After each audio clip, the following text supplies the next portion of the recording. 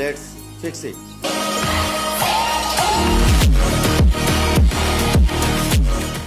অভিযোগ করার মাত্র ১৩ ঘন্টার মধ্যে সরিয়ে ফেলা হলো আবর্জনার স্তূপ। দ্রুত সাড়া দেওয়ার এই উদ্যোগে প্রশংসায় ভাসছে ঢাকা উত্তর সিটি কর্পোরেশন। আর এর মাধ্যমেই নাগরিকদের পাশে থাকার নতুন বার্তা দিল ডিএনসিসি। প্রশাসক শফিকুল ইসলাম খান মিল্টনের নির্দেশনায় শুরু হয় এই #ফিক্সিট ডিএনসিসি কার্যক্রম।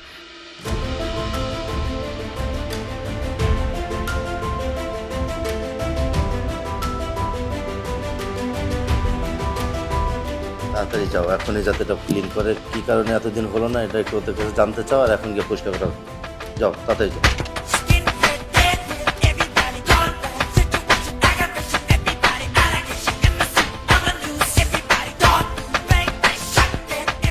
সম্প্রতি জনপরিসরে যত্রতত্র ময়লা বা বর্জ্য স্তূপীকরণের ছবি বা ভিডিও তুলে #ফিক্সিট ডিএনসিসি লিখে সোশ্যাল মিডিয়ায় ট্যাগ করার মাধ্যমে বিষয়গুলোর প্রশাসনের দৃষ্টিগোচরে আনার জন্য নাগরিকদের আহ্বান জানানো হয়।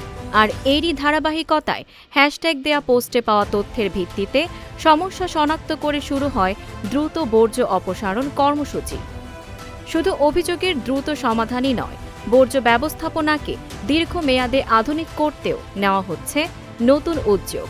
উৎসেই বর্জ্য আলাদা করতে পরীক্ষামূলকভাবে বিতরণ করা হচ্ছে সবুজ ও হলুদ বিন। সবুজ বিনে জৈব ও পচনশীল বর্জ্য, আর হলুদ বিনে অজৈব ও পুনর্ব্যবহারযোগ্য বর্জ্য রাখার ব্যবস্থা।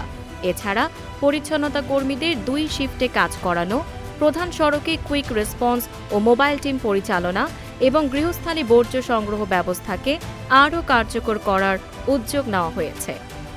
বড় পরিসরে আমিনবাজার ল্যান্ডফিল আধুনিকায়নের মাধ্যমে প্রতিদিন প্রায় ৩,০০০ টন বর্জ্য থেকে সর্বোচ্চ ৪২.৫ মেগাওয়াট বিদ্যুৎ উৎপাদনের উদ্যোগও রয়েছে।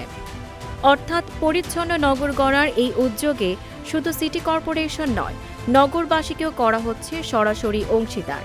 নগরবাসীর অভিযোগ, দায়িত্ব ডিএনসিসি, আর দ্রুত সমাধানই এখন তাদের অঙ্গীকার। Tanjima Nowrin, face the people.